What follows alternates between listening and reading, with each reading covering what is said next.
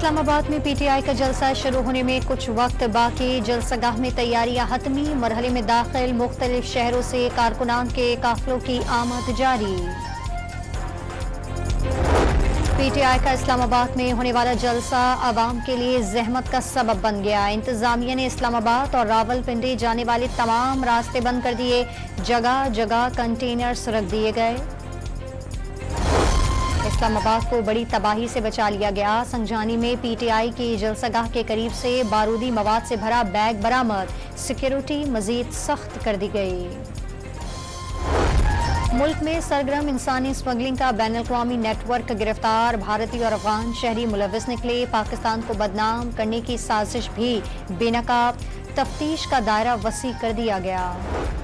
जनूबी वजीरिस्तान के तहसील वाना में कबायली रहनुमा की गाड़ी के करीब धमाका। कबायली रहनुमा का बेटा जाँ बहक, 4 अफराद जख्मी। धमाका रिमोट कंट्रोल के जरिए किया गया।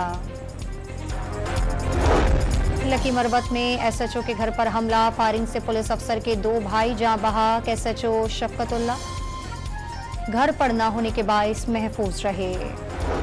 कराची में गुज़िश्ता माह डाकुओं ने 48 अफराद को मौत के घाट उतार दिया। 4000 से जायद बाइक और 173 अफराद कारों से महरूम हो गए। CPLC की रिपोर्ट जारी।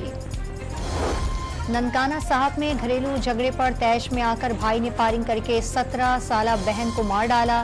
पुलिस ने फरार मुलजिम की तलाश शुरू कर दी। खैरपुर की शहीदाबाद कॉलोनी में घरेलू तनाज़े पर 22 साला नौजवान ने खुदकुशी कर ली। महमूद हुसैन 2 बच्चों का बाप और पकोड़े फरोख्त करके गुजर बसर करता था। सीनियर सहाफ़ी अथर वक़ार अजीम 76 साल की उम्र में हरकत कल्ब बंद होने से इंतकाल कर गए। नमाज़े जनाज़ा और तदफीन मंगल को कराची में होगी।